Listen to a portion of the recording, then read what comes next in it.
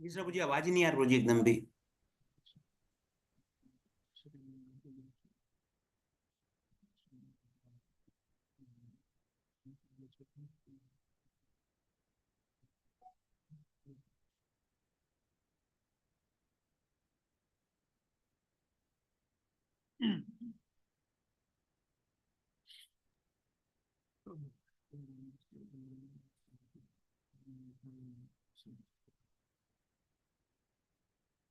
श्री चैतन्य मनोभीष्टं स्थापितं येन भूतले स्वयं रूपः कदा मह्यं ददाति। वन्देऽहं श्रीगुरुः श्रीयुतापतिकमलं श्रीगुरुन् वैष्णवंश्च श्रीरूपं साग्रजातं सहगण रघुनाथं तं साद्वैतं सावधूतं परिजनसहितं कृष्णचैतन्यदेवं श्रीराधा कृष्णपादां सहगण ललिता श्रीविशाखा। हे कृष्ण करुणा सिंधु दीनबंधु जगतपते गोपेश गोपिका कांत श्री राधा कांत तप्त कांचन गौरांगी श्री राधे वृंदावनेश्वरी शुभानुष्ठे देवी पांचाकल्पतरुभ्यश्च कृपा सिन्धुभ्यश्च पतितनां पावनेभ्यो वैष्णवेभ्यो नमः। जय श्री कृष्ण चैतन्य प्रभु नित्यानंद श्री अद्वैत गदाधर श्रीवासादि गौर। हरे कृष्ण कृष्ण कृष्ण हरे हरे हरे राम।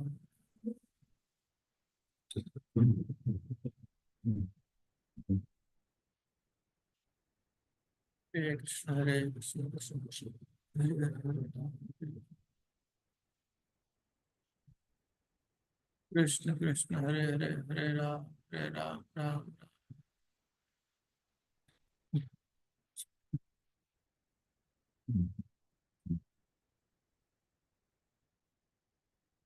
करोति वाचालं मनों लभ्यते गजमुनित् कृपां श्री गुरुलिंगाय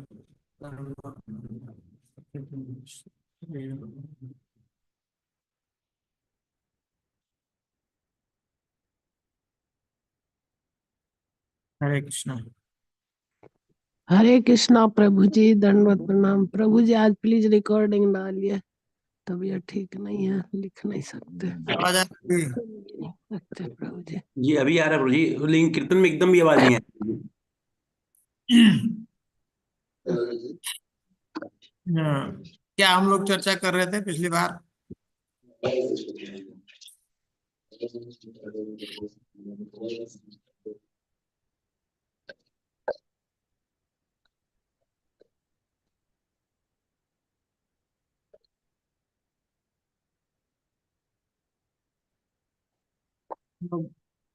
भक्ति के बारे में चर्चा कर रहे थे।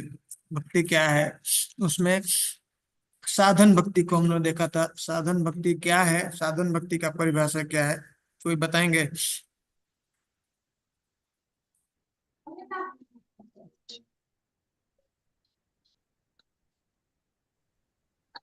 अपनी इंद्रियों को भगवान की सेवा में लगाना प्रभु जी। हाँ, लेकिन ये पूरा वो, और लक्ष्य भक्ति होना, ये भाव भक्ति होना चाहिए। हाँ बहुत सुंदर बात। कृति साध्या भवेत साध्य भाव।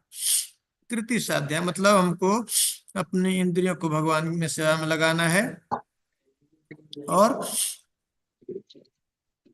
उसका साध्य क्या होना चाहिए, लक्ष्य क्या होना चाहिए, उद्देश्य क्या होना चाहिए? से भगवान होना चाहिए प्रभु। भाव भक्ति तक भाव पहुंचना। भाव हाँ, भक्ति के करना बहुत सुंदर। और उसमें एक और बात कहते हैं, कृति साध्या भवेत साध्य भाव, हाँ? सा साधना विदा। उसके बाद कहते हैं नित्य सिद्धस्य भावस्य प्राकट्यम हृदय साध्यता। इसका मतलब क्या है?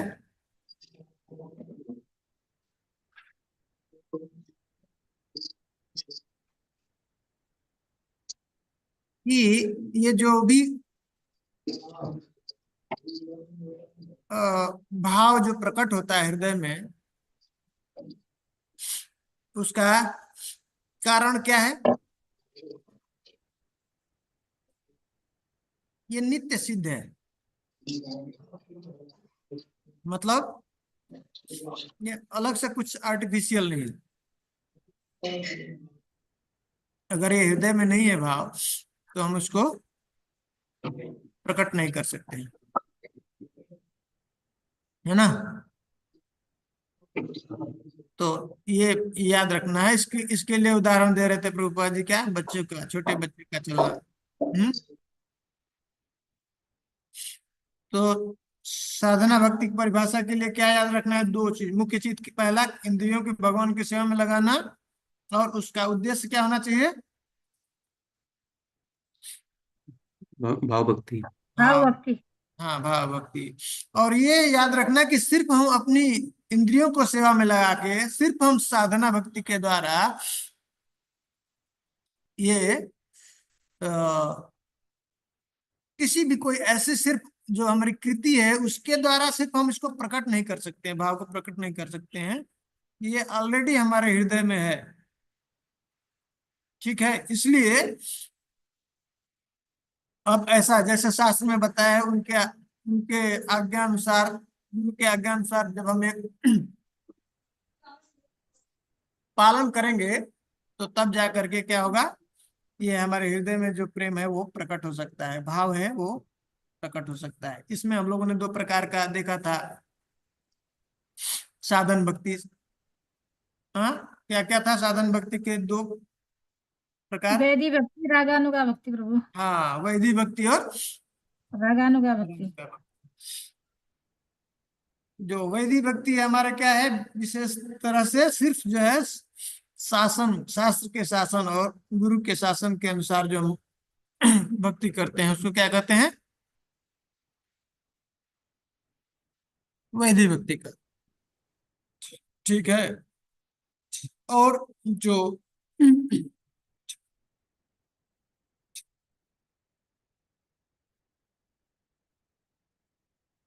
रागानुगा भक्ति क्या है? रागानुगा भक्ति प्रभु अपने आप आ जाती है, वैदिक भक्ति करते करते रागानुगा भक्ति उत्पन्न हो रागानुगा जाती है। में जो मुख्य जो है भक्ति है हमारी किसके ऊपर टिकी हुई है? राग के ऊपर टिकी है। हाँ, राग के द्वारा जो है भक्ति करते हैं उसको रागानुगा। तो हम लोग जो है इसको सब हम लोग पढ़ लिए थे। अब हम लोग जो है लास्ट का कुछ पेज रह गया था, लास्ट वाला पेज जिसमें वर्णाश्रम के बारे में बात कर रहे हैं रूप गोस्वामी। तो इसको पढ़ सकते हैं। लास्ट जो पैराग्राफ है ना, जो 25वां है पेज पे। इसमें जो मुख्य बात क्या थी, इसमें जो जो विधि है, इसका जो सब कुछ जो विधि निषेध जो होता है, इसमें सबसे जो इम्पोर्टेंट मुख्य बात क्या था समझने वाला, कि याद है किसी को? ये सब चीज किसके ऊपर आधारित है? जितने भी नियम हैं हमारे, निषेध हैं, विधि निषेध। तो स्मर्तव्य सततम विष्णु। हाँ, बोलिए प्रभु जी। स्मर्तव्य सततम विष्णु, विष्णु हाँ, को हर समय भगवान विष्णु को याद करना और उनको कभी नहीं भूलना, यही हमारा आधार है। तो अब प्रश्न हो सकता है कि ये सब किसके ऊपर अप्लाई होगा? ये हमारे ऊपर अप्लाई नहीं होगा। जैसे गृहस्थ है, ये सिर्फ ब्रह्मचारी के लिए हो सकता है, संन्यास के लिए हो सकता है, जो उसी में लगा हुआ है। नहीं, लेकिन कह रहे हैं कि नहीं है। अर्जुन को भी, अर्जुन कौन है? क्षत्रिय है, और उनको भगवान क्या कहते हैं? तस्मात् सर्वेषु कालेषु माम अनुस्मर युद्धश्च। युद्धच मयि अर्पित मनोबुद्धि माम युष्यसि असंशय। इस तरह से अगर अगर तुम क्या करते हो अर्जुन, तुम अपना मन बुद्धि मुझ में लगाते हो, अर्पित करते हो, तो इसमें कोई संशय नहीं है, तुम अंत में मेरे पास में आओगे, है ना। तो युद्ध कर रहे हैं अर्जुन, युद्ध कर रहे हैं ना। तो युद्ध के समय में भगवान को याद करें, ये तो बहुत मुश्किल बात है नहीं? हैं, सब लोग जो है सामने, दुश्मन रेडी है मारने के लिए, चारों ओर से उधर रेडी है, कहीं इधर से भी जो है कोई वार कर सकता है, और उसमें कह रहे हैं भगवान की याद करो। ये कुछ लग रहा है कि प्रैक्टिकल नहीं है, लेकिन भगवत गीता में भगवान जो भी बात बोल रहे हैं वो सब प्रैक्टिकल है, हम लोगों को अभी समझ नहीं आ रहा है। तो कह रहे हैं कि नहीं, किसी के लिए भी छूट नहीं हो, चाहे वो कोई भी हो, ब्राह्मण हो, क्षत्रिय हो, वैश्य हो, शूद्र हो, ब्रह्मचारी हो, गृहस्थ हो, वानप्रस्थ हो या सन्यास हो, सबके लिए क्या करना है, ये सबके ऊपर ये जो है नियम लागू होगा। और इसी जो भी जितने भी शास्त्र में विधि और निषेध हैं वो सब इसको फॉलो करना चाहिए। ठीक है, इसके ऊपर हम लोगों ने चर्चा किया था।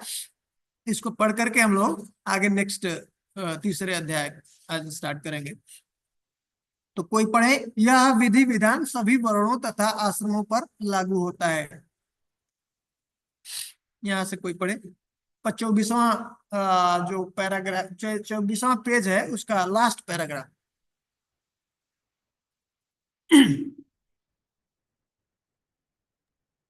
हरे कृष्ण प्रभु जी, मैं पढ़ूं। हाँ पढ़ो। यह विधि विधान सभी वर्णों तथा आश्रमों पर लागू होता है। वर्ण 4 हैं: ब्राह्मण, पुरोहित तथा बुद्धिजीव, क्षत्रिय, योद्धा तथा राजनीतिक, वैश्य, व्यापारी तथा कृषक, और शूद्र, श्रमिक तथा सेवक। मानक आश्रम भी 4 हैं: ब्रह्मचर्य, गृहस्थ, वानप्रस्थ तथा संन्यास। यह विधि विधान न केवल ब्रह्मचारियों द्वारा पालन के लिए है, अपितु सभी आश्रम वालों के लिए है, चाहे कोई नौसिखिया ब्रह्मचारी हो या अत्यंत प्रगत सन्यासी हो। इससे कोई अंतर नहीं आता। भगवान को निरंतर स्मरण करना है और उन्हें एक क्षण के लिए भी विस्मृत ना करना। यह नियम हर एक को अवश्य पालन करना होता है।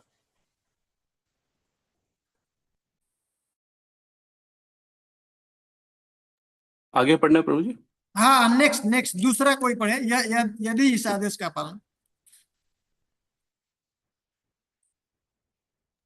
हरे कृष्ण प्रभु में पढ़ते हैं।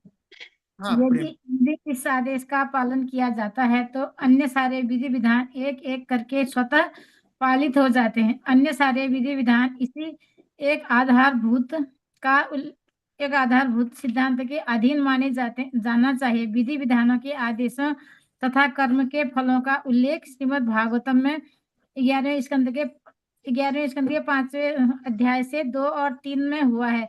राजा निमि को उपदेश देने के लिए क्षत्रिय वैश्य देने के लिए आए हुए 9 मुनियों ने में से चमस मुनि ने राजा से कहा, चारों वर्ण ब्राह्मण, क्षत्रिय, वैश्य तथा शूद्र भगवान के सर्वव्यापी रूप के विविध अंगों से इस प्रकार उत्पन्न हुए। ब्राह्मण सिर से, क्षत्रिय बाहों से, वैश्य कमर से तथा शूद्र पांवों से निकले। इसी प्रकार सन्यासी सिर से, वानप्रस्थ बाहों से, ग्रस्त कमर से तथा ब्रह्मचारी पांवों से उत्पन्न हुए। आगे पढ़ो प्रभु। हाँ नहीं मत रुकिए, ये देखिए भागवतम में बता रहे हैं एकादश स्कंद में जो 9 योगेंद्र हैं उसमें से एक है चमस मुनि।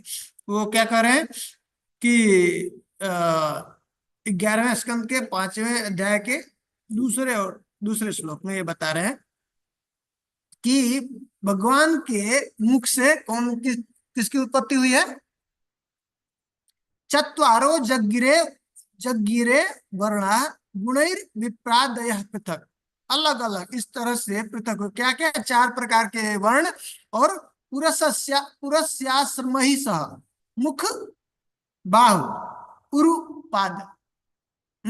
इससे मुख के द्वारा ये 4 प्रकार के आश्रम और 4 प्रकार के वर्ण की उत्पत्ति हुई। अलग अलग कैसे? मुख से किसका उत्पत्ति हुआ? ब्राह्मण। और किसका? हाँ बाहों से क्षत्रिय का, उदर से वैश्य का, पांवों से शूद्र का। हाँ, मुख से किसका किसका उत्पत्ति हुआ? ब्राह्मण का प्रभु। ब्राह्मण और सन्यासी का। सन्यासी का। बहुत सुंदर। और फिर जो बाह है, बाहों से क्षत्रिय, बाह से क्षत्रिय और वानप्रस्थ का। वानप्रस्थ। वानप्रस्थ, बहुत सुंदर। और ऊरु है कमर। कमर से वैश्य और उसका, वैश्य का और ब्रह्मचारी का नहीं, वैसे मान और ग्रस्त। व्यस्त। ग्रस्त। हाँ, और जो लास्ट है पांव। शूद्र का पांव से हो, रुद्र और वैश्य का नहीं, शूद्र का और ब्रह्मचारी का। ठीक है। तो इसमें बहुत लोगों का मतभेद होता है, ऐसा क्या पैर से निकला है। भगवान के शरीर में कोई भेद नहीं है। ये हमको समझने के लिए बता रहे हैं कि भगवान के मुख, ये समझने के लिए है कि भगवान मतलब हमारा जो शरीर के अलग अलग अंग हैं उसका अलग अलग कार्य है। तो सिर का क्या कार्य है? बुद्धि देना, हाँ, मतलब ये स्ट्रेटेजी सब बनाना। ब्रेन, ब्रेन जो है ना, सिर हेड है, ये ब्रेन है। तो पूरा इंस्ट्रक्शन शरीर को किसके द्वारा होता है, पास होता है? ब्रेन के द्वारा। सब कुछ जो है, बुद्धि जो है, इंटेलिजेंस जो ब्रेन जो है उसको बताता है शरीर को ऐसा करना है, तो उसके हिसाब से और अंग कार्य करते हैं। उसी तरह से समाज को ठीक रखना है, मेंटेन करना है अच्छे से, तो उसमें क्या होना चाहिए? रक्षा। ये ब्राह्मण, ये, हाँ, ब्राह्मण ब्रेन है। ब्रेनलेस सोसाइटी, अगर ब्राह्मण नहीं है तो उसका स्थिति कैसा होगा? ब्रेनलेस। हाँ, जिसका अगर मान लीजिए कि जिस व्यक्ति का सब कुछ है और उसका ब्रेन नहीं है तो क्या होगा वो? जो कैसे? मर्जी वैसे करे, बोलिए। हाँ हाँ हाँ, पागल जैसा है ना, उसका दिमाग नहीं काम करेगा। तो इस तरह से प्रभुपाद जी कहते हैं कि इस ब्राह्मण अगर नहीं रहेंगे समाज में तो ऐसा ब्रेनलेस सोसाइटी हो जाएगी, फिर उस सोसाइटी में जीना उसका ऐसे पागलों की तरह हो जाएगा व्यक्ति की स्थिति। तो ये जो है बताते हैं भगवान की, भगवान के मुख से, भगवान के सिर से जो है इस ब्राह्मण की उत्पत्ति होती है और इसकी सन्यासी की। ठीक है, सन्यासी भी श्रेष्ठ हैं और ब्राह्मण भी श्रेष्ठ है। और क्षत्रिय जो है भगवान की भुजाओं से, हाँ, बाह से निकले हुए। तो बाह का क्या कार्य है? रक्षा करना। जब भी कोई आघात होता है, कोई हमारे ऊपर जैसे प्रहार करता है, तो हाथ से क्या होता है? बचाने का प्रयास करता है शरीर को, है ना। उसी तरह से क्षत्रिय भी क्षत्रिय का क्या कर्तव्य है? सब जो है, तो प्रजा है उसकी रक्षा करना। प्रभुपाद जी बहुत आगे एक बात बताएंगे, बहुत ही इंपॉर्टेंट है। क्षत्रिय का उतना ही नहीं कर्तव्य कर रहे हैं कि क्षत्रिय का बहुत स्पेशल बात बता दें कि माया से रक्षा करना, माया के प्रभार से जीव का रक्षा करना। सोचिए, मतलब ऐसा राजा होना चाहिए पहले जिसको पता हो ना धर्म क्या है, शास्त्र क्या है, सब पता होना चाहिए, तब तो वो माया से रक्षा करेगा जीव। तो इसका मतलब क्या है? क्षत्रिय का, राजा का धर्म है कि प्रजा जो है उसकी, जो ब्राह्मण है वो ब्राह्मण का कार्य करे, जो क्षत्रिय है क्षत्रिय का कार्य करे, जो वैश्य है वैश्य का कार्य करे, अपना जो धर्म है उसको प्रॉपर निभाए, इंगेज हो। उस तरह से वो यहाँ से निकल सकता है, मुक्त हो सकता है माया से जो है। तो इस तरह से वैश्य क्या है, और वो बताया ना इसमें वानप्रस्थ, वानप्रस्थ भी जो है बांस। दूसरा जो है कमर, कमर से जो है पेट से बताते हैं कौन किसकी उत्पत्ति हुई? ये वैश्य। वानप्रस्थ का मतलब क्या है? हैं? वानप्रस्थ का मतलब क्या है? वो क्या था? वानप्रस्थ एक स्टेज है। देखिए, दो दो है, ये थोड़ा डिटेल सब्जेक्ट मैटर है, हम लोग वो चर्चा नहीं करेंगे डिटेल्स में, नहीं तो फिर अलग से इसमें हाँ क्लास निकल जाएगा। नहीं भी, फिर भी ऊपर से थोड़ा टच। हाँ, तो वर्ण, देखिए, वर्ण और आश्रम, भगवान ने कहा है चातुर्वर्ण मया सृष्टम गुण कर्म विभाग से। गुण और कर्मों के हिसाब से भगवान ने 4 वर्ण और 4 आश्रमों की जो है विभाजन किया, उसको स्थापित किया, हाँ, उन्होंने सृजन किया, सृष्टि किया। तो समाज की कोई भी कार्य, कोई भी संस्था को मेंटेन करना है तो उसके लिए 4 ये वर्ण जरूरी है, ब्राह्मण, क्षत्रिय, वैश्य और शूद्र। ये नहीं रहेगा तो समाज कभी भी सुव्यवस्थित नहीं रहेगा, नहीं चल सकता है, हाँ, प्रगति नहीं कर सकता है। इसलिए भगवान ने ऐसा सिस्टम बनाया कि समाज में भी जीना है व्यक्ति को, तो वहां पे भी वो सुव्यवस्थित शांति से अच्छा से रह सकता है। और उसके अलावा अगर व्यक्ति वो जो जिस वर्ण में है वहां से अगर वो भक्ति में आध्यात्मिक जीवन में प्रगति करना चाहता है तो उसके लिए भगवान ने एक सुंदर व्यवस्था किया उस आश्रम का। वो क्या है? ब्रह्मचर्य, गृहस्थ, वानप्रस्थ और सन्यास। ठीक है, जिससे भगवान के करीब जाया जा सकता है, वो जो है भक्ति में आध्यात्मिक मार्ग में उन्नति कर सकता है। तो ये आश्रम है, तो ब्रह्मचर्य आश्रम है। ब्रह्मचर्य आश्रम, इसको एक तरह से एक एग्जाम्पल देखेंगे, उससे समझ सकते हैं अलग अलग जो स्तर है। जैसे कोई व्यक्ति, बच्चे पढ़ाई करते हैं ना, मान लीजिए 10th में कोई बच्चा है, 10वीं क्लास में, उसका बोर्ड का एग्जाम है, तो शुरू शुरू में क्या करता है बच्चा? पढ़ाई करता है लेकिन कितना उतना सीरियस नहीं रहता है। हाँ, 2 घंटा 4 घंटा पढ़ाई कर लिया, उसके बाद घर का भी काम करता है, बाहर भी जाता है, घूमता भी है, खेलता भी है, हाँ, स्कूल भी जाता है। लेकिन मान लीजिए 2-4 महीने बीत गए, हाँ, 4 महीना बीत गया, तो क्या होगा? अब थोड़ा थोड़ा धीरे धीरे वो सीरियसनेस आएगा कि भाई अब जो है हाफ ईयरली एग्जाम आने वाला है। तो अब क्या करता है वो? पढ़ाई थोड़ा बढ़ा देता है, नहीं तो जो 4 घंटे था वो उसको 6 घंटे कर देता है। उसके बाद पढ़ाई, जब मान लीजिए एग्जाम आने वाला है 2 महीने बाद, और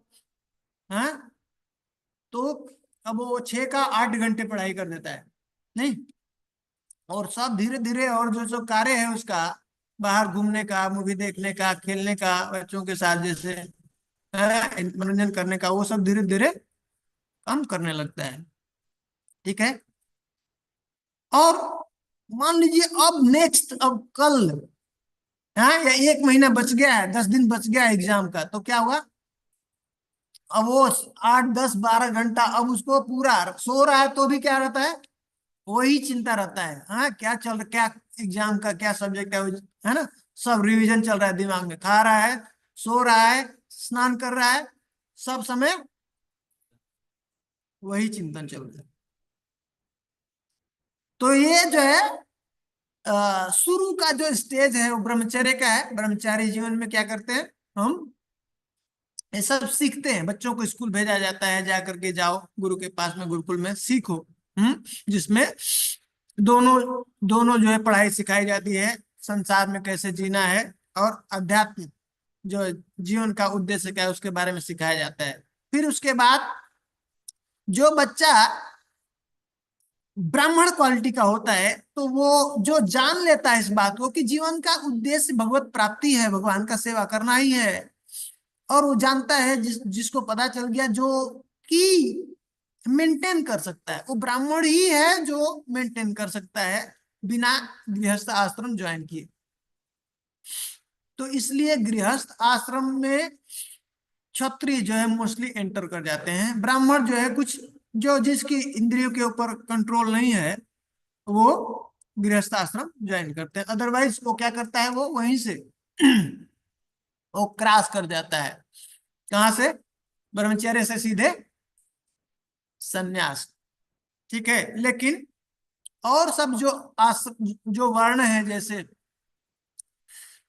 गृहस्थ है, सॉरी, वैश्य है, शूद्र है, शूद्र के लिए अलाउड नहीं है ये, क्षत्रिय क्षत्रिय और वैश्य। क्षत्रिय है तो उनके लिए अलाउड है, वो जो है उसमें जाते हैं, वो गृहस्थ आश्रम ज्वाइन करना चाहिए। गृहस्थ मतलब क्षत्रिय को बहुत मुश्किल है ये ब्रह्मचर्य जीवन पालन करना आजीवन, ब्राह्मण के लिए आसान है। इसलिए जब भीष्म पितामह ने ये व्रत लिया था, इसलिए उनका नाम देवव्रत था। जब ये ऐसा भीषण वचन लिया, ऐसा व्रत लिया कि नहीं मैं आजीवन ब्रह्मचारी रहूंगा, तो इसलिए उनका नाम भीष्म रख दिया गया। तो जो क्षत्रिय है उसके लिए ये ऐसे आजीवन ब्रह्मचारी रहना बहुत ही मुश्किल है। ठीक है, तो जो जो व्यक्ति इस जान लेता है कि जीवन का उद्देश्य यही है भगवत प्राप्ति, और वो अगर मेंटेन कर सकता है अपने को, तो वो जो है उसमें नहीं जाता है, क्योंकि बहुत ज्यादा सारे रिस्पॉन्सिबिलिटी बढ़ जाती है, रुकावटें बहुत ज्यादा है उसके लिए, तो और समय कम है, तो वो जो है वेस्ट नहीं करना चाहता है, सीधे वो एंटर कर जाता है संन्यास आश्रम में। और सब जो वर्ण के हैं वो क्या करते हैं, गृहस्थ में जाते हैं, और गृहस्थ में जाने के बाद उनको कुछ जो है नीड है शरीर का उसको पूरा करते हैं, इंद्रिय भोग करते हैं, और लेकिन उन्होंने वो जो उनको ज्ञान है, ये पता है कि जीवन का उद्देश्य सिर्फ भोग नहीं है, वो तो उनको दिमाग में ये चलता रहता है, तो उसके लिए भी क्या करते रहते हैं, प्रैक्टिस करते रहते हैं। जो जिसको ब्रह्मचर्य नहीं पालन किया, जिसने इसको ज्ञान नहीं है, और जिसने इस अगर एंटर किया गृहस्थ आश्रम में और उसने प्रैक्टिस नहीं किया, भजन नहीं किया, साधन नहीं किया, तो वो वानप्रस्थ में नहीं जा सकता है, संन्यास नहीं जा सकता, ये समझ लेना चाहिए।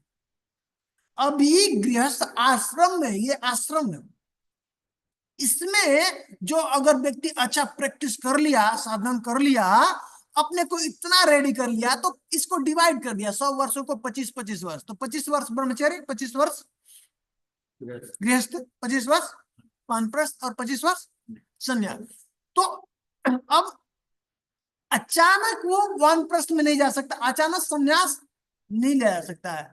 हाँ, संन्यास मतलब कि अब आपका कोई और नहीं है, मात्र एक कृष्ण सार। वो इतना संभव नहीं है, आसान नहीं है, घर को छोड़ना, परिवार को छोड़ना, बच्चों को छोड़ना, हमारा जो भी इस संसार से आसक्ति, इतना आसान नहीं है, हैं? तो उसके लिए अभी से हम बहुत ध्यान से सीरियसली अगर प्रैक्टिस नहीं करते हैं, तो वानप्रस्थ में भी नहीं हो सकता है।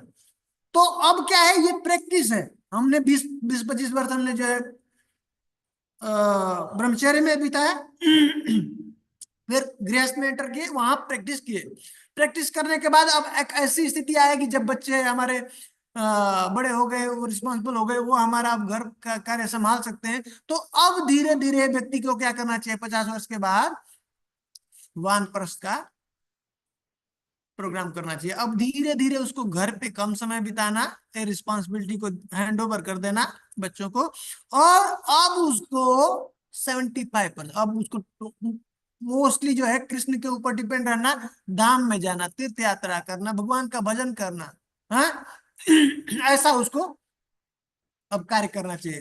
ठीक है, संसार का अपनी उसकी नीड, उसकी जरूरत, उसकी जो भी है वो सब धीरे धीरे कम करना, अब जो है ज्यादा से ज्यादा उसको बढ़ाना है भगवान में उसकी रति को। हाँ, और जब ऐसे ऐसे करते करते अब फिर बीच में कभी आ जाना, घर पे आ जाना, कभी ऐसे 2 महीने 4 महीने के लिए निकल गए तीर्थ पे, कभी फिर से घर पे आ गए, 2-4 दिन के लिए आए, फिर उसके बाद फिर निकल गए, ऐसा।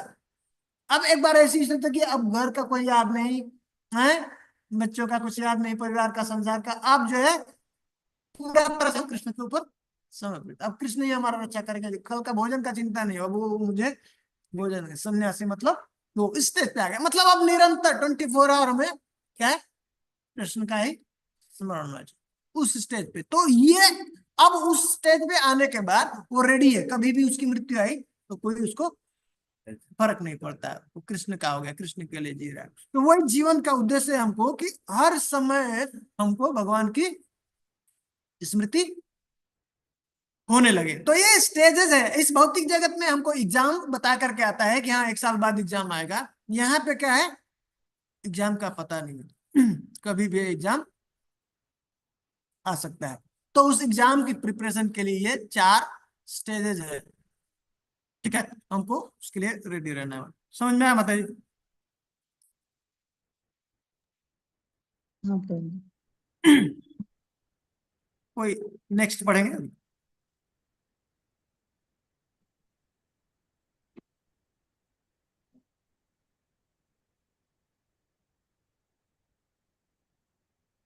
कोई अगला पढ़ेंगे, ये विभिन्न वर्ण तथा आश्रम। कृष्ण प्रश्न में पढ़ती हूँ। ये विभिन्न वर्ण तथा आश्रम योग्यता के आधार पर बने हैं। भगवत गीता में पुष्टि हुई है कि चारों वर्ण तथा चारों आश्रमों की सृष्टि स्वयं भगवान ने व्यक्तिगत योग्यताओं के अनुसार की। जिस प्रकार शरीर के विभिन्न अंगों को भिन्न भिन्न प्रकार के कार्य करने होते हैं, उसी प्रकार वर्णों तथा आश्रमों के योग्यता तथा पद के अनुसार भिन्न भिन्न प्रकार के कार्य होते हैं, किंतु इन समस्त कार्यों का एकमात्र लक्ष्य भगवान ही रहता है। भगवत गीता में पुष्टि की गई है कि भगवान परम भोक्ता है, अतएव चाहे कोई ब्राह्मण हो या शूद्र, उसे अपने कार्यों द्वारा भगवान को तुष्ट करना होता है। इसकी पुष्टि श्रीमद् भागवत के एक श्लोक द्वारा भी हुई है, जिसका अर्थ है हर व्यक्ति को अपने विशेष कर्म में संलग्न रहना चाहिए, किंतु ऐसे कर्म की पूर्णता की परीक्षा यह है कि ऐसे कर्म से भगवान कितने संतुष्ट हुए हैं। यहाँ यह आदेश है कि मनुष्य को अपने पद के अनुसार कर्म करना चाहिए और ऐसे कर्म से या तो परम पुरुष को संतुष्ट करना होगा, अन्यथा उसे अपने पद से नीचे उतरना होगा। हरे कृष्ण। Thank you. धन्यवाद। तो वो बताते हैं कि अगर कोई भी व्यक्ति हो, चाहे वो ब्राह्मण हो, चाहे वैश्य हो, चाहे शूद्र हो, हैं, सब हो, सब जो भी कार्य कर रहे हैं उसका एक ही उद्देश्य है, मात्र भगवान की संतुष्टि। अगर यो ऐसा करने में सक्षम नहीं है, अगर नहीं कर पाता है ऐसा, तो कहते हैं न भजंती अवजानंती स्थानात् भ्रष्टा पतंती अधः। अगर ऐसा नहीं करेगा, भगवान का भजन नहीं करता, सेवा नहीं करता, भगवान की संतुष्टि के लिए कार्य नहीं करता है, तो कहते हैं कि स्थानात् भ्रष्टा पतंती अधः, अपने स्थान से वो क्या है, पक्का है, निश्चित है, वो क्या करेगा, गिर जाएगा। जो अभी उसको मनुष्य का जन्म प्राप्त हुआ है, अब वो जो है उसको दूसरे योनियों, नीचे की योनियों में जाना पड़ेगा। ठीक है, अभी हम लोग ये सब चर्चा कर चुके हैं जो इसमें बता रहे हैं प्रभुपाद जी, संतुष्टि पढ़ने की जरूरत नहीं। लास्ट का 2 पैराग्राफ है, हाँ? नहीं इससे नहीं, आराम से पढ़िए। लास्ट के पैराग्राफ में दूसरा वाला पैराग्राफ ऊपर श्रीमद् भागवत में जो बता रहे हैं। हरे कृष्णा प्रभु जी, पढ़ती हूँ मैं। हाँ। श्रीमद् भागवत में ही 11 कैंटो के 27 श्लोक के 49 श्लोक में श्री कृष्ण ने उद्धव से ऐसे ही वचन कहे। वे कहते हैं, हे उद्धव, सारे ही व्यक्ति अपने अपने कार्यों में लगे हुए हैं। ये कार्य चाहे शास्त्रानुमोदित हो या सामान्य सांसारिक कार्य हो, यदि वे इनमें से किसी भी कार्य के फल स्वरूप कृष्ण भावना भावित होकर मेरी पूजा करते हैं, तो वे स्वतः इस जगत में और परलोक में भी सुख पूर्वक रहते हैं। इसमें कोई संशय नहीं है। कृष्ण के इस कथन से हम इस निष्कर्ष पर पहुंच सकते हैं कि कृष्ण भावनामृत में किए गए कार्यों से प्रत्येक मनुष्य की समस्त इच्छाओं की पूर्ति हो सकती है। आगे पढ़ो प्रभु जी। उसके बाद कोई इस प्रकार कृष्ण भावनामृत आंदोलन करें कि यहाँ पे एवं क्रिया योग पथई पुमान वैदिक तांत्रिक ही अर्चन उभ्यता सिद्धि मत्तो विंदत्य अभिप्सिताम। कह रहे हैं कि इस प्रकार से कोई व्यक्ति वेद के हिसाब, वेद और तंत्र के अनुसार कोई व्यक्ति अर्चन करता है भगवान की, ऐसा सेवा करता है, कृष्ण भावनामृत में लगता है, तो उसकी क्या होगी, सिद्धिम उभ्यता सिद्धिम मत्तो विंदत्ति अभिप्सिताम। मतलब कि इस जन्म में भी और अगले जन्म में भी, इस लोक में भी और परलोक में भी क्या होगा, उसको सिद्धि प्राप्त होगी, उसका जीवन सुखमय होगा, जो भी वो चाहता है उसकी सभी समस्त इच्छाएं पूरी हो जाएगी। ठीक है, अभी नेक्स्ट पढ़िए। आगे कंप्लीट करूं प्रभु जी। हाँ। इस प्रकार कृष्ण भावनामृत आंदोलन इतना उत्तम है कि इसमें अपने को ब्राह्मण, क्षत्रिय, वैश्य, शूद्र, ब्रह्मचारी, गृहस्थ, वानप्रस्थ अथवा सन्यासी कहने की भी आवश्यकता नहीं है। जो व्यक्ति इस कार्य या व्यवसाय में लगा है, वह उसी में लगा रहे। उसे चाहिए कि वह कृष्ण भावना भावित होकर अपने कर्मों के फल से भगवान कृष्ण की केवल पूजा भर करे, इससे सारी स्थिति संभल जाएगी और इस संसार में हर व्यक्ति सुख तथा शांति से रहेगा। नारद पंचरात्र में भक्ति के विधानों का वर्णन इस प्रकार मिलता है। शास्त्रों द्वारा स्वीकृत कोई कार्य जो भगवान की तुष्टि के उद्देश्य से किया जाता है, संत गुरुओं द्वारा भक्ति का विधान माना जाता है। यदि कोई व्यक्ति प्रामाणिक गुरु के निर्देश में नियमित रूप से भगवान की ऐसी सेवा करता है तो वह धीरे धीरे भगवान की शुद्ध प्रेमा भक्ति के पद को प्राप्त होता है। धन्यवाद, थैंक यू। तो बहुत सुंदर बात बता रहे हैं, हम लोगों के लिए उत्साह की बात, हम लोगों के लिए बहुत जो है इनकरेजमेंट कर रहे हैं, बता रहे हैं हमारे लिए। नारद पंचरात्र से रूप गोस्वामी एक कोट कर रहे हैं, कह रहे हैं कि इस तरह से कोई भी कितना कितना सुंदर है ये कृष्ण भावनामृत आंदोलन। ये प्रभुपाद जी ने जो हम लोगों को सोसाइटी दिया है इस्लाम, उसके बारे में बता रहे हैं कि हमको ये इसके लिए चिंता करने की जरूरत नहीं, ब्राह्मण क्षत्रिय वैश्य शूद्र क्या है, उससे कोई फर्क नहीं पड़ता और सबको स्वीकार करता है ना इस्लाम। हाँ, ब्रह्मचारी हो, गृहस्थ हो, वानप्रस्थ हो, संन्यास हो, कुछ किसी की आवश्यकता नहीं। कह रहे हैं कि जो व्यक्ति जहां पे है, जिस स्थिति में है, वो वहीं पे रह करके भगवान की सेवा में लगा रहे, बस। कितना सुंदर है। और इससे कह रहे हैं कि इस तरह से वो कोट कर रहे हैं, कह रहे हैं कि सब जो भी हमारी सिचुएशन है सब कुछ ठीक हो जाएगी और सब व्यक्ति सुख और शांति सब से रह सकता है।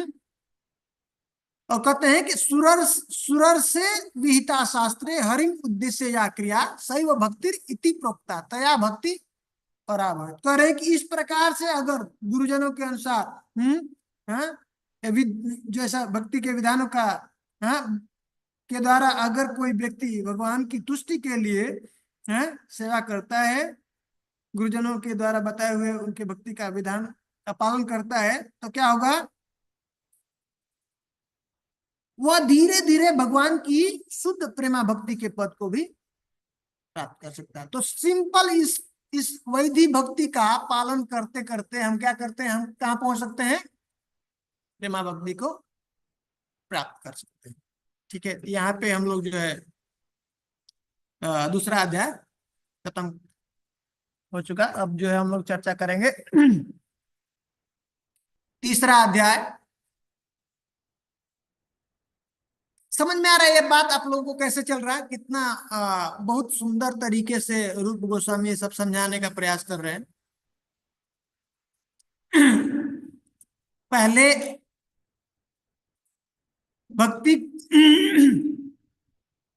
भक्ति की महिमा क्या है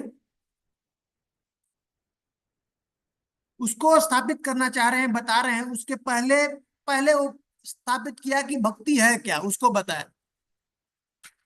पहले जानो तो कि है क्या भक्ति, तो उसके बाद जो है भक्ति के गुण बता रहे हैं कि भक्ति के अंदर ये विशेषता है, हम लोगों ने देखा। और फिर अलग अलग व्यक्ति के साधक के स्थिति के अनुसार उन्होंने क्या किया, अलग अलग जो है उसको कैटेगराइज किया, भक्ति को बांटा, साधन भक्ति, भाव भक्ति और प्रेम भक्ति। फिर जो है अब साधन भक्ति के बारे में, अब ये कैसे वो भक्ति प्राप्त करेंगे हाँ, तो उसके लिए एक ऐसा उन्होंने प्रोसेस बताया। हम लोगों के मन में आएगा ना कि भाई ये इस भक्ति ऐसी शक्तिशाली है, इतनी पावरफुल है, तो ऐसे कैसे क्या करेंगे कि इससे हमको भक्ति ऐसा प्राप्त हो जाए। तो उन्होंने ऐसा विधि बताया, ऐसा प्रोसेस बताया, ऐसा हम लोगों को ट्रिक्स बताया, हाँ, जिसको करने से हमको वो भक्ति प्राप्त हो जाएगी। अब जो है कह रहे हैं कि कौन व्यक्ति है वो जो भक्ति कर सकता है, ये किधर मिलेगी भक्ति मिलेगी, क्या योग्यता क्या इसके लिए चाहिए, हर एक चीज के लिए योग्यता चाहिए ना, है? क्लास 2 में एडमिशन कराना है, 1 में एडमिशन कराना है, तो है? कुछ एलिजिबिलिटी पूछते हैं ना टीचर, है? है? कोई भी चीज हम लोग एग्जाम देते हैं ना, या कोई भी चीज को हमको करना है, तो उसके लिए क्या है, एक प्री रिक्विजिट है ना, हमारा क्राइटेरिया है उसका कि क्या जो है मिनिमम प्री रिक्विजिट जो है हमारा फुलफिल होना चाहिए कि ये है, तभी आप वो आईआईटी के लिए एग्जाम देना है तो उसके लिए कुछ क्वालिफिकेशन है नहीं। तो यहाँ पे अब चर्चा कर रहे हैं कि भक्ति कौन कर सकता है, उसका अधिकार किसको है, क्या उसके लिए पात्रता क्या होनी चाहिए, क्या हमारे अंदर वो पात्रता है क्या है। तो उसके लिए अब जो है यहाँ पे रूप गोस्वामी बता रहे हैं भक्ति के लिए जो पात्रता क्या होती है, क्या क्या पात्रता क्या चाहिए उसके लिए, हाँ अधिकार क्या है। ठीक है, पढ़िए कोई।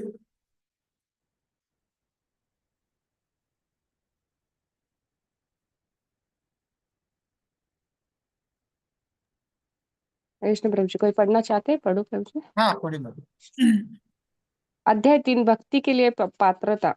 भगवत भक्ति में 100% निरत रहने वाले महात्माओं की संगति में रहकर मनुष्य को श्री कृष्ण के प्रति किंचित आकर्षण उत्पन्न हो सकता है, किंतु वह सकाम कर्मों एवं भौतिक इंद्रिय भोग के प्रति इतना आसक्त हो सकता है कि अन्य किसी प्रकार का त्याग करने के लिए तैयार न हो। यदि ऐसे व्यक्ति का कृष्ण के प्रति आकर्षण अविचल होता है तो वह भक्ति करने का योग्य पात्र बन जाता है। आगे बढ़े कृष्ण। तो क्या कह रहे हैं कि भक्ति के लिए क्या होनी चाहिए, पात्रता के लिए क्या बता रहे हैं? कृष्ण के प्रति अविचल आकर्षण। तो बहुत ही इंटरेस्टिंग ये अभी सब्जेक्ट है। इसको डिटेल्स में अगर जानना है तो माधुर्य कादम्बनी में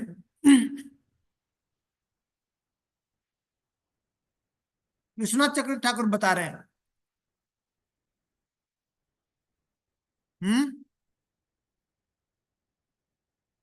ये भक्ति की पात्रता क्या है, भक्ति कैसे मिलती है, प्राप्त कैसे होती है। प्रभु जी भक्ति के लिए वो श्रद्धा है ना मिनिमम प्री रिक्विजिट। ये श्रद्धा है, बहुत सुंदर। जो श्रद्धा से लेकर के प्रेम के अलग अलग स्तर है बताया हुआ रूप गोस्वामी ने। हाँ, श्रद्धा, साधु संग, भजन क्रिया, अनर्थ निवृत्ति, निष्ठा, रुचि, आसक्ति, भाव और प्रेम। लेकिन भागवतम में प्रथम स्कंद के दूसरे अध्याय में जो जो सुखदेव गोस्वामी जो चर्चा कर रहे हैं, सुध गोस्वामी बता रहे हैं उसमें करें कि श्रद्धा के पहले भी दो और स्टेज आते हैं। वो क्या है?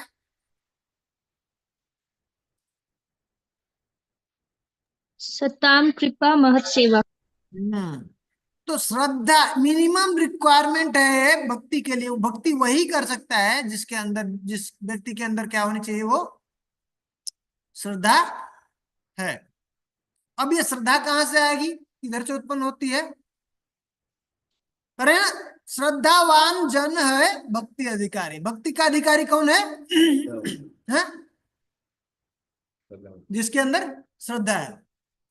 और इसी के श्रद्धा के बेस पे ही तीन जो है भक्ति को, तीन जो है भक्तों को तीन जो है अलग अलग विभागों में बांटा, कैटेगराइज किया है। उत्तम, मध्यम, कनिष्ठ, श्रद्धा अनुसारी। किसकी कितनी श्रद्धा है उसके हिसाब से भक्तों को तीन जो है तीन विभाजन किया, उत्तम, मध्यम और कनिष्ठ। अब जो है भागवतम में बता रहे हैं, पहले स्कंद के दूसरे अध्याय में कहते हैं, छठे श्लोक में क्या कहते हैं? सवै पुंसाम परो धर्मो यथो भक्तिर अधोक्षजे अहेतु की अप्रत्ययता ये आत्मा सुप्रसिद्धति। तो कह रहे कि ये कैसी भक्ति अहेतु की, मतलब ये दो दो इसका मीनिंग है। एक तो हम भक्ति जो कर रहे हैं, भगवान की सेवा करते हैं, भक्ति कर रहे हैं, वो कैसी होनी चाहिए? अहेतु की होनी चाहिए, उसमें कोई हमारा हेतु नहीं होना चाहिए। ठीक है। और दूसरा एक जो है बताते हैं उसका अर्थ कि भक्ति का और कोई कारण नहीं है, भक्ति का ही हेतु भक्ति है। मतलब भक्ति का जन्म किसके द्वारा हो सकता है? मात्र भक्ति। भक्ति पूर्ण स्वतंत्र है, जैसे भगवान स्वतंत्र है वैसे भक्ति भी क्या है? स्वतंत्र है। तो बहुत विस्तार से इसके बारे में माधुर्य कादम्बनी में विश्वनाथ चक्रवर्ती ठाकुर जो है बताते हैं डिटेल्स में, और बताते हैं कि भगवान भी भक्ति के कारण नहीं है। ऐसा कोई भी की संसार में किसी भी प्रकार का धन दौलत दान पुण्य तप व्रत जो भी है, ये सब इसके द्वारा हम भक्ति को नहीं प्राप्त कर सकते हैं, नहीं खरीद सकते हैं। ठीक है। भगवान को अगर कह देंगे तो कहते हैं कि उनके ऊपर क्या हो जाएगा?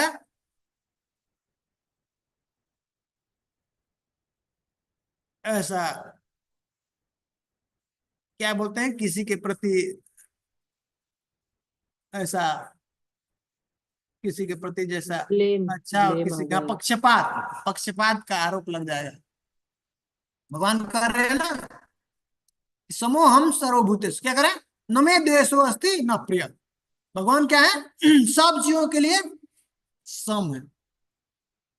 तो इसलिए ये क्या किया, अब जो है इसको पूरा जो डिपार्टमेंट है, ये भक्ति का डिपार्टमेंट है, किसको दे दिया है?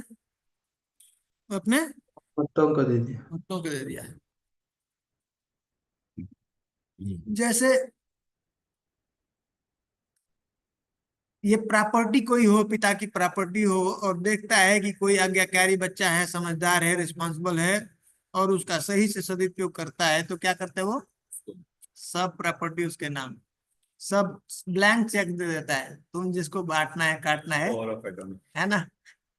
पावर ऑफ अटॉर्नी किसको दे दिए भगवान ने? भक्तों को।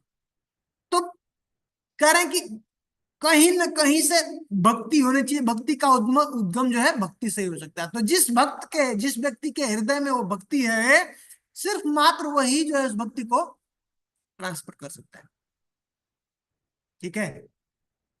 भक्तों को दिया, तो अल्टीमेट वो स्थापित करते हैं, बताते हैं कि जो है भक्त हैं वो भक्ति को बांटते हैं। अब उसमें से बताते हैं कि कौन भक्त जो है इस भक्ति को बांटता है?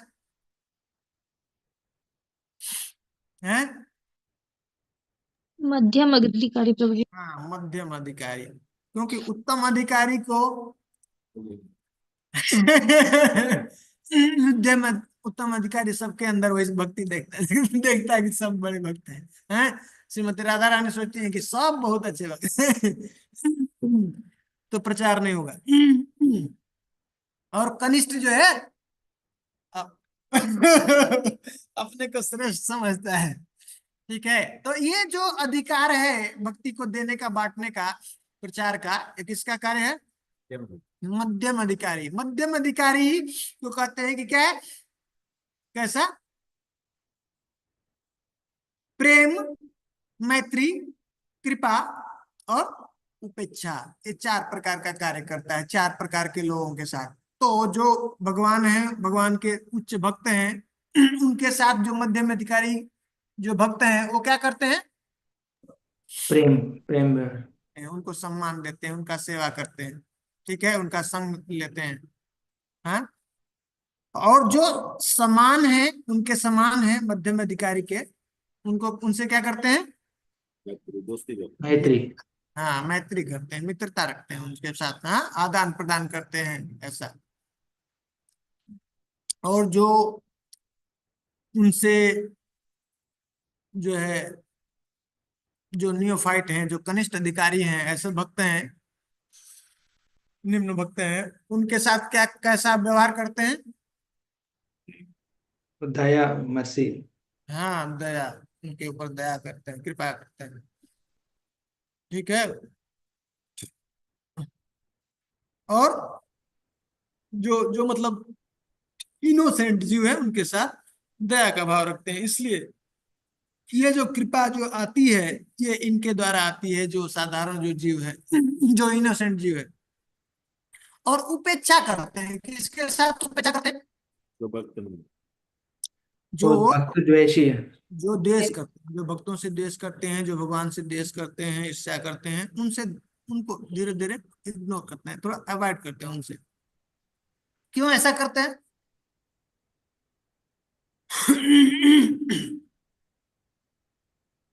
तो उनको प्रीच किया तो वो ज्यादा ऑफेंस करेंगे, तो थोड़ा ऑफेंस, दूर जाएंगे भगवान से, तो इसलिए ज्यादा जो ऑफेंस न करें, इसके वजह से उनको अवॉइड करते हैं, दूरी बना के रखते हैं। तो ये जो कृपा, जो श्रद्धा के नीचे का स्टेज जो बता रहे हैं क्या है? सताम महत सेवा और सताम कृपा। सताम कृपा, ये जो कृपा आ रही है, संतों की कृपा, ये साधु की कृपा जो है, भक्तों की कृपा, ये कौन सा है? ये मध्यम अधिकारी जो है देता है जीवों को। जब अब ये अब दो प्रकार, यहाँ पे एक प्रश्न उठ सकता है कि हम इसमें स्टेज देख रहे हैं, दो प्रकार के। एक तो श्रद्धा, श्रद्धा के बाद साधु संग, साधु संग के बाद भजन के। तो साधु संग बाद में आ रहा, श्रद्धा के बाद आ रहा। और यहाँ पे फिर हम देख रहे हैं कि साधु की कृपा से ही हमको ये श्रद्धा प्राप्त हो रहा है। तो पहले भी साधु संग है, बाद में भी साधु संग है ना? श्रद्धा के बाद साधु संग स्टेज आ रहा है। और स्टार्टिंग में भी हम देख रहे हैं श्रद्धा का भी जो जननी है, श्रद्धा कैसे उत्पन्न हो रहा है? साधु कृपा, हाँ, साधु संग। तो ये क्या, दोनों में क्या डिफरेंस है? समझ में आ रहा है बात हम लोग क्या चर्चा कर रहे हैं? किसी को कुछ डाउट है? प्रभु जी आपका क्वेश्चन क्या था प्रभु जी? जो हम लोग भक्ति के अलग अलग जो स्टेजेस हैं, जिसमें श्रद्धा है, साधु संग है, भजन क्रिया है, अनर्थ निवृत्ति है, ऐसे प्रेम तक हम लोग पहुंचते हैं। उसके पहले और दो स्टेज की चर्चा कर रहे, बता रहे हैं कि श्रद्धा तो मिनिमम रिक्वायरमेंट है, लेकिन श्रद्धा को प्राप्त करने के लिए श्रद्धा के बाद कहते हैं कि साधु संग होता है। लेकिन यहाँ पे हम देख रहे हैं कि श्रद्धा के पहले भी श्रद्धा जो उत्पन्न होती है, उसका कारण कौन है? साधु, सुकृति साधु संग है ना? महत कृपा, सताम कृपा है ना? साधु की कृपा होगा तभी ना। ये मध्यम अधिकारी जब कृपा करता है, तब जो है उसके अंदर, व्यक्ति के अंदर, जो साधारण जीव है उसके अंदर ये श्रद्धा उत्पन्न होती है। तो इस ये जो साधु संघ है और श्रद्धा के बाद जो साधु संघ है, उस दोनों में क्या अंतर है? प्रभु जी पहले वाले में वो हमें ज्ञात नहीं रहता, हमें अज्ञान से वो मिलता है, और दूसरे वाले में जब हमें श्रद्धा आ जाती है तो हम फिर वो साधु संग वो ढूंढते हैं फिर। बहुत अच्छा बात, बहुत सुंदर बात है। तो पहले वाला जो जो साधु संग हो रहा है, उसमें क्या है डिफरेंस? क्या है? उसमें साधु संग देता है,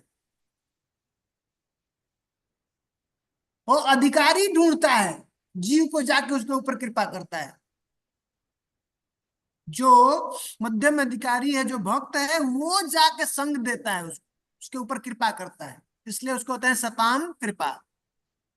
जब अब इस तरह से सताम कृपा के बाद क्या होता है? महत सेवा। अब उस तरह से वो क्या करता है? साधु का कहीं ना कहीं, जैसे हम लोग इस्कॉन में ऐसे प्रभुपाद जी बनाए, रथ यात्रा, नगर कीर्तन, ये प्रसाद वितरण, जो प्रसाद बांटते हैं, तो इस तरह से ये जो है उनको ये सब प्राप्त होता है। इस तरह से वो भगवत सेवा, महत सेवा करते हैं। साधु का सेवा कर दिया, प्रभुपाद जी का दर्शन कर लिया, हरिनाम सुन लिया, ऐसे हरिनाम बोल दिया, तो ये सब क्या हो रहा है? उसके अकाउंट में सब जा रहा है, पूंजी इकट्ठा हो रही है ना? लेकिन ये कैसी है? अज्ञात है, उसको इसके बारे में महिमा नहीं पता है। हाँ? जब इस तरह से जानते जानते उसके अकाउंट में सफिशिएंट अमाउंट होता है और श्रद्धा उत्पन्न होती है। श्रद्धा जब अब जान गया, अब इसका मतलब जानने लगा, इसका महिमा, तो अब वो ढूंढने लगता है, अब साधु संग ढूंढता है। कि अब वो ऑर्गेनाइज होता है। वो क्या था? एट रैंडम था, कहीं साधु मिल गए, उसका संग हो गया, कहीं गया तीर्थ यात्रा में, उसने क्या किया? श्रवण कर लिया, सुन लिया, साधु का दर्शन हो गया है, तो क्या था, अटेंडम था, अर्घ नहीं था।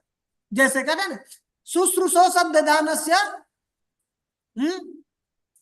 वासुदेव कथा रुचि, श्याम महत सेवया विप्रा पुण्य तीर्थ निसेवनाथ।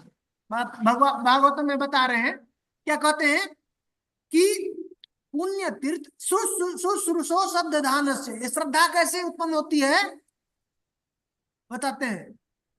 रुचि आएगी जब श्रद्धा से, जब कोई व्यक्ति बहुत श्रद्धा से ऐसे श्रवण करता है काफी लंबे समय तक, शुश्रूषो शब्द दान से वासुदेव कथा, वासुदेव में की कथा में क्या हो जाएगी, उसको रुचि उत्पन्न हो जाए। लेकिन वो श्रद्धा उत्पन्न करने का क्या करें, पुण्य तीर्थ निसेवनार्थ, जो पुण्य तीर्थ है उसका सेवा कर। शुश्रूषो शब्द दान से वासुदेव कथा रुचि, श्याम महत सेवया विप्रा पुण्य तीर्थ। उनको बता रहे हैं, सौनक आदि ऋषियों को कह रहे हैं सुखदेव गोस्वामी, सुख गोस्वामी, कि जो ऐसे जो पुण्य तीर्थ है, पुण्य तीर्थ में कौन रहता है, साधु रहते हैं, भक्त रहते हैं भगवान के, और उनका कार्य क्या है, भगवान का कीर्तन करेंगे, भजन करेंगे, कथा करेंगे। और इस तरह से, इसलिए देखिए अभी ये महाकुंभ चल रहा है, तो करोड़ों करोड़ों जो है लोग जो है जाते हैं उसमें, और वहां पे इसलिए साधु जाते हैं, साधु वहां पे रहते हैं, साधु का दर्शन होगा, उनका सेवा होगा, तो उनके उनका संग मिलेगा। तो ये जो संग मिलेगा ये कैसा है, महत कृपा है। ये साधु संग श्रद्धा के बाद का साधु संग नहीं है, ये श्रद्धा के पहले का है। ये उनके अकाउंट में जा रहा है, उनको पता नहीं है, ऐसे ही गए अपना उनके ऐसे ही, चलो थोड़ा देख के आते हैं। इसमें साधु आते हैं, हाँ साधु आते हैं कृपा बांटने के लिए, ठीक है। ये संस्कृति इतनी सुंदर है कि लोग इस भारत में ऐसे जो है तीर्थों पे जाते हैं, ऐसे उनको कृपा मिलता है। और जो सन्यासी होते हैं वो भी भक्तों के जो जो जो जो गृहस्थ हैं उनके घर पे जाते हैं, थोड़ी समय के लिए जाते हैं। किस लिए जाते हैं, उनसे मांगने के लिए नहीं जाते हैं, किसके लिए जाते हैं, कृपा बांटने के लिए जाते हैं। तो ये कृपा जो होती है क्या है, श्रद्धा के पहले वाला स्टेज है, सतान कृपा। साधु जो कृपा बांटता है तो उसके अंदर ये श्रद्धा आएगी। अब जब ये बढ़ते बढ़ते सतान कृपा, फिर महत सेवा, तब उसके अंदर धीरे धीरे धीरे धीरे जब अमाउंट बढ़ जाएगा, श्रद्धा जब आ जाएगी, तो तब अब वो ढूंढता है कि अब जो है मुझे कथा सुनना है, साधु संग करना है, सेवा करना है। अब ये ऑर्गेनाइज होता है, रेगुलर होता है, रूटीन में होता है। फिर कैसे होता है ये,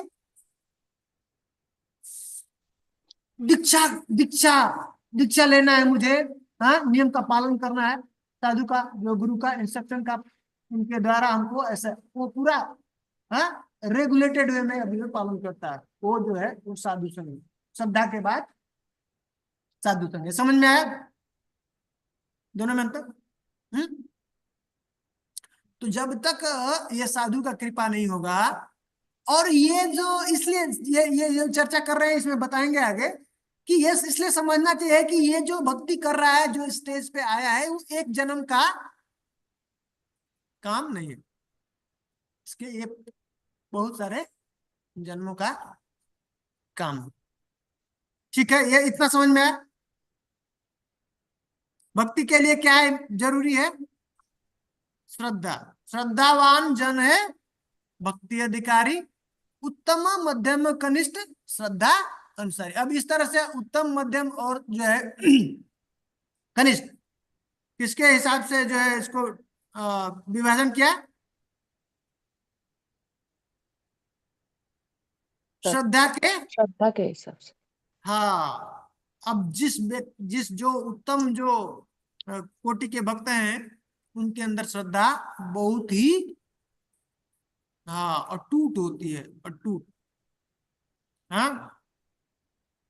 हरे कृष्ण प्रोजेक्ट क्वेश्चन था जो अब इसमें दो चीजें बताते हैं अधिकार के लिए। यह केनापि अतिभाग्येन जात श्रद्धोस्य सेवने नाति शक्तो न वैराग्य भाग अस्याम अधिकारे असौ। कह रहे हैं कि अब एक और चीज, पहले हमने देखा कि जो अधिकारी, जो भक्ति के अधिकारी के लिए क्या है? श्रद्धा चाहिए है। अब इसमें कहते हैं, एक और बात बताते हैं, भक्ति कौन कर सकता है? श्रद्धा है, श्रद्धा तो मूल है, मुख्य चीज क्या है? श्रद्धा है। लेकिन कहते हैं, एक और बात कहते हैं, क्या करें कि न अतिशक्तो न वैराग्य।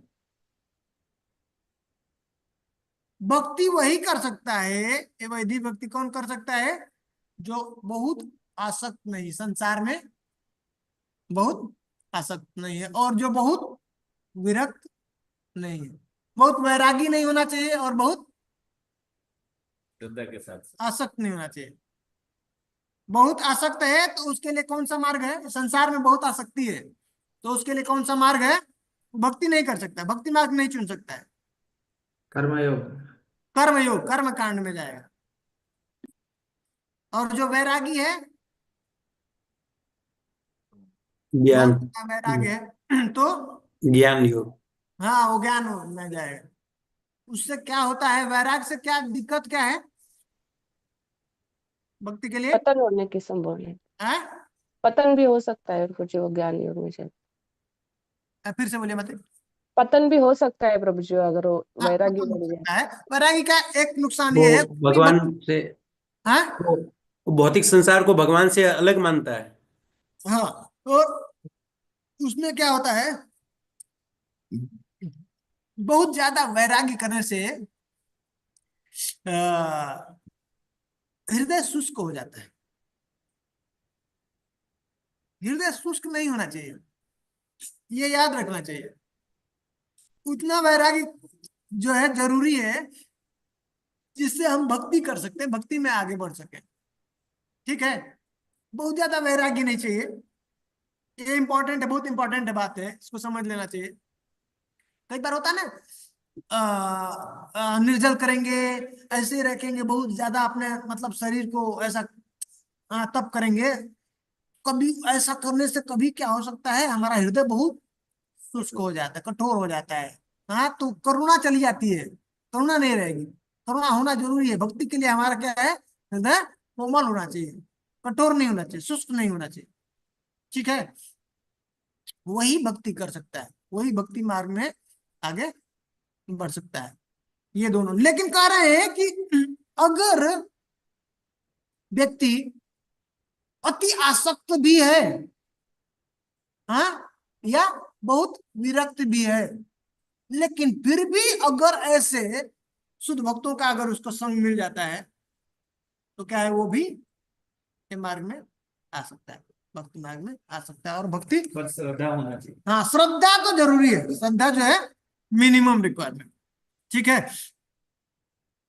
अब कोई आगे पढ़िए उसको, दूसरा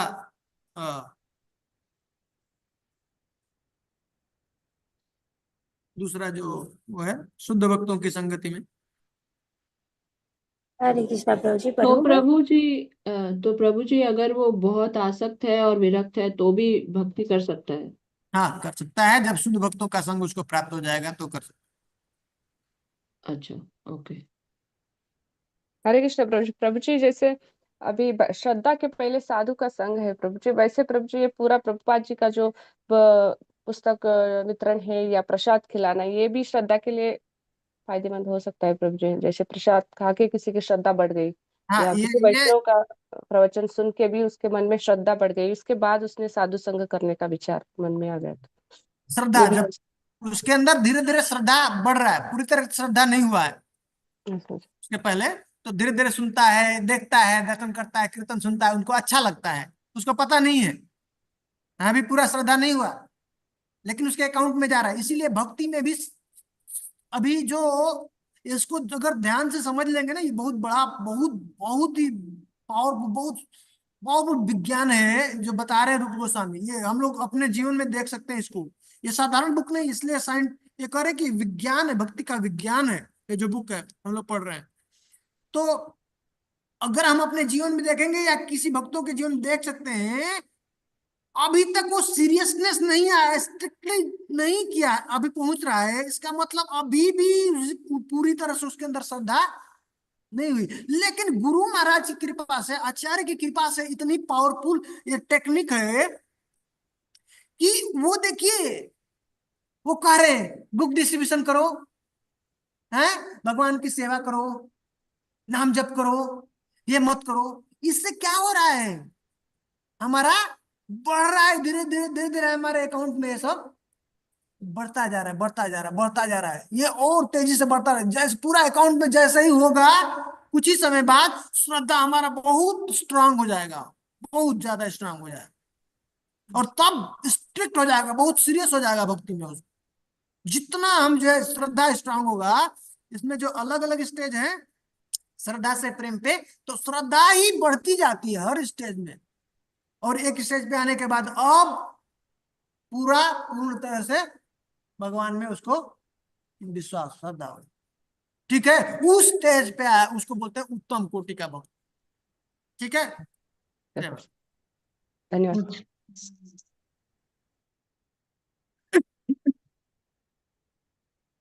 अब मुझे नहीं लगता है किसी का प्रश्न है तो पूछ सकते हैं, अब अगली बार आगे यहाँ से स्टार्ट करेंगे, क्योंकि अभी वो उसके ऊपर बेगर चर्चा महत सेवा का भी कृपा मिल सकता है प्रभु जी, श्रद्धा के लिए बेगर महत सेवा किए भी कृपा मिल गया, कॉजलेस, हाँ, वो काजलेस है, काजलेस है, सताम कृपा। सताम कृपा, ये काजलेस है। तो एक जैसे अभी भक्ति प्रचार्य महाराज का भी क्लास हुआ था, उसमें बता रहे थे कि जैसे मान लीजिए कोई पिछला जन्म में आम का वृक्ष बना था, और कोई भगवान का शुद्ध भक्त आया, आम तोड़ा उससे वृक्ष से और भगवान को अर्पित कर दिया, तो उसको उससे सुकृति मिल गया। तो वो ये महत सेवा नहीं, ये सताम कृपा हुआ प्रभु जी। सताम कृपा, सताम कृपा भगवान जो है, उस भक्त है, भगवान के भक्त, वो जाके उसके ऊपर कृपा करते हैं। अब जैसे आप जाते हैं नगर कीर्तन करते हैं, या जाकर के बुक डिस्ट्रीब्यूशन कर रहे हैं, क्लास दे रहे हैं, तो ये कृपा कर रहे हैं, आप खुद कृपा बांट रहे हैं, समझ रहे हैं। अब उसका क्या है, सुनते सुनते अब उसके अकाउंट में जाएगा, तो धीरे धीरे एक दिन कहेंगे हम लोग जो है आज आओ कीर्तन के लिए, टेम्पल में आओ, कुछ सेवा है, या चलते हैं बुक डिस्ट्रीब्यूशन आओ, तो ऐसे नहीं आएगा, अचानक नहीं आ जाएगा, डायरेक्ट नहीं आएगा, समझ में आ रहा है। अब धीरे धीरे उसको सेवा में लगा दे, प्रसाद प्रसाद डिस्ट्रीब्यूशन है, नगर कीर्तन में चले गए, तो जो सुन लिया या वो आ गए, तो उसको उसके अकाउंट में सेवा कर रहा है, प्रसाद भी आपने दे दिया, तो प्रसाद ग्रहण करता है ना, तो वो भगवान का सेवा हो गया, वो भी सेवा। नेक्स्ट स्टेज जो है महत सेवा, साधु का सेवा या भगवान का सेवा। पहले कृपा लेकिन जरूरी है, जब तक ये महत कृपा नहीं होगा तब तक उसके अंदर ये श्रद्धा नहीं आ सकती है। ठीक है, हरे कृष्ण प्रभु जी। क्वेश्चन है प्रभु जी, प्रभु जी ये जो श्रद्धा होती है, ये एक्चुअल में कहाँ पर विकसित होती है? मतलब ये बुद्धि में क्लैरिटी, डाउट होता है, या मन पे असर होता है श्रद्धा का? जैसे सपोज एक बच्चा है, अपनी माँ पर पूरा विश्वास रखता है क्योंकि बच्चे को पता है, तो इसका मतलब उस बच्चे के अंदर बुद्धि इतनी आ गई है कि ये मेरी माँ है, ये मेरे को अगर मैं उछाल रही हूँ तो ये गिराएगी नहीं, तो ये बुद्धि में उसके समझ आ गई है, इसी वजह से उसकी श्रद्धा डेवलप हो गई है। तो जैसे गुरु महाराज जी कुछ बोलते हैं या सीनियर भक्त कुछ बोलते हैं, तो हम वो करते हैं, धीरे धीरे हमें समझ आती है कि हाँ इससे हमारा क्या है, मन एंगेज हो रहा है, माइंड एंगेज हो रहा है, तो वो श्रद्धा धीरे धीरे बढ़ती है। तो ये बुद्धि के स्तर पर होती है श्रद्धा, या और अंदर तक जाती है, हृदय तक पहुंचती है? हाँ, हृदय हृदय की बात है, ये बेसिकली कुछ है नहीं प्रभु जी, ये मार्जन की बात है। मतलब हृदय गंदा है, जब तक पवित्र नहीं है, अपवित्र है, तो ये समझने नहीं देता है। मतलब जब तक पाप वृत्ति है, हमारे शरीर से पाप होता है, पापमय है, तब तक ये जो है उसका कोटिंग है, अविद्या की कोटिंग है, वो समझने नहीं देता। जैसे जैसे अब जैसे सेवा में हम लगते हैं, हाँ, हरिनाम करते हैं, हरि कथा करते हैं, ऐसा, तो धीरे धीरे वो हृदय पवित्र होने लगता है, क्लियरिटी होने लगती है। जैसे अभी शीशा है ना, शीशा गंदा है, तो हमारा जो चेहरा है दिख नहीं रहा है, क्लियर नहीं दिख रहा है, धुंधला दिखता है, बराबर नहीं दिखता है। लेकिन जैसे जैसे वो साफ होगा तो हमारा चेहरा ठीक दिखने लगेगा। तो उसी तरह से चेतना है ना, जो आत्मा, हम आत्मा है, आत्मा से जो प्रकाश निकल रहा है, वो उसको चेतना कहते हैं। वो चेतना को जो है ये भौतिक चीजों से क्या हो गया है, वो कवर हो चुका है, ढक गया है, धूमिल हो गया है। तो इसलिए हम अपने को नहीं देख पाते हैं, ना भगवान को देख पाते हैं, ठीक है। और इसलिए हमको ये सब चीजें विश्वास नहीं होती। तो वो गंदा है। चेतना धुंध साफ होने लगती है, चेतना साफ होगी तो हमको विश्वास बढ़ने लगता है, हमको दिखने लगता है, क्लियर दिखने लगता है वो चीजें। तो उस तरह से हमारा आस्था उसमें जो है, श्रद्धा विश्वास जो है दृढ़ होने लगता है, ठीक है। तो ये फिर वो श्रद्धा जीवन प्रभु जी वो बिल्कुल चित्त तक जाती है, जो हमारा धूमिल चित्त है। देन उसके बाद जब हमारा मतलब रियल जो स्वरूप है वो और प्रगाढ़ होती जाती है। यही श्रद्धा आगे चल के चीजें। तो एक स्थिति आएगा बिल्कुल क्लियर हो जाएगा। उस जब तक क्लियर नहीं होगा तब तक हमको प्रगाढ़ विश्वास नहीं होगा। जब तक हमारी चेतना पूरी तरह से क्लीन नहीं होगी तब तक विश्वास नहीं होगा। अब जो जो जो भक्त नहीं है, जो चार नियम का पालन नहीं करते हैं, उनको बिल्कुल विश्वास नहीं है कि आत्मा भी कोई चीज होती है, भगवान भी कोई चीज होती है। लेकिन भक्ति में जैसे जैसे हम लोग आते हैं, थोड़ा नाम करने लगते हैं, तो उसको सुनने लगता है, नहीं यहाँ जो बोल रहे हैं ये भी ठीक है। पूरा विश्वास नहीं लेकिन मानने लगता है ऐसा, हाँ हाँ ठीक है, हाँ अच्छा कर रहे हो तुम लोग, अच्छा अच्छा बढ़िया काम है, ऐसा ठीक है। लेकिन जैसे हम भक्ति में सिंसियरली आगे करते रहते हैं, जैसे जैसे मार्जन होगा ऐसा विश्वास होने लगेगा हमको एकदम सही है। और जब ये विश्वास होगा तब आप स्ट्रिक्टली आप फॉलो करेंगे उसको, ठीक है। लेकिन यही जब ऐसे ही बढ़ते जाएगा और क्लीनिंग होने जाएगा तो आपको क्लियर दिखने लगेगा यही सत्य है, यही शाश्वत सत्य है, ये संसार मिथ्या है, यही ठीक है। भगवान ही हमारे सब कुछ है, वही माता पिता है, वो हमारा जो जिनका भगवान के साथ संबंधी वही सत्य है, परम सत्य है। ये सब आपको दिखने लगेगा कि ये क्या है। जैसे जैसे वो क्लीनिंग होगा, ये हमारा क्लीनिंग होगा, हृदय का मार्जन होगा। इसलिए वहां पर ऊपर है ना, चेतो दर्पण मार्जनम, वो रूट है चेतना, जो प्रकाश निकल रही है हमारा आत्मा से, जो प्रकाश निकल रहा है स्वयं प्रकाश। भगवान के भगवान से भी स्वयं प्रकाश निकलता है, हम लोग उनके अंश है ना, जीव भी उनका अंश है। तो हमारा हमसे भी क्या है, ये प्रकाश निकलता रहता है। वो प्रकाश क्या है, अभी धूमिल हो चुका है, कवर्ड हो चुका है भौतिक जो हमारे अंदर कामनाएं हैं। तो ये धीरे धीरे धीरे धीरे खत्म होगी, कामनाएं खत्म होंगी, और तब जो है ये हमारा जैसे जैसे क्लीनिंग होगा तो आस्था, हमारा विश्वास, ये दृढ़ जो है और स्ट्रांग हो जाएगा। और एक जब जब पूरी तरह से क्लीन हो जाएगी उसको बोलते हैं कृष्ण कॉन्शियसनेस। जब हमारा कॉन्शियस जो चेतना पूरी तरह से क्लीन हो गया, उस स्टेज को कहते हैं कृष्ण का, वो हमारा जो स्वरूप है। उस समय पूरी तरह से वो पूरा पूरा उसको विश्वास हो। ओके प्रभु जी, हरे तो कृष्ण। वो रूट है हमारा, हर चीज का रूट। इसलिए प्रभुपाद जी ने ये मूवमेंट का नाम दिया कृष्णा कॉन्शियस। भावना में, इसका international society for Krishna Krishna. Consciousness. जो रूट है वो कॉन्शियसनेस। अगली बार हम लोग, आप लोग पढ़ के आइए। तो प्रभु जी वो लास्ट एक छोटा सा, वो श्रद्धा क्या के पहले के दो स्टेज कौन से थे आपने बोले? श्रद्धा हाँ के बताइए। पहले के श्रद्धा के पहले के दो स्टेज कौन से हैं? हाँ, सताम कृपा है और महत सेवा है। Okay Prabhu, thank you thank you. ठीक है, अगली बार हम लोग सिस्टर प्रभु ऑफलाइन अटेंडेंस प्रभु। ऑफलाइन में हमारे जितेंद्र प्रभु जी है बस। जितेंद्र जी, ओके ठीक है। शिला प्रभुपाद की जय, शिला रूप गोस्वामी की जय, जय फिर श्याम सिंधु की जय, जय। उपस्थित समस्त भक्तवृंद की जय। हरे कृष्ण।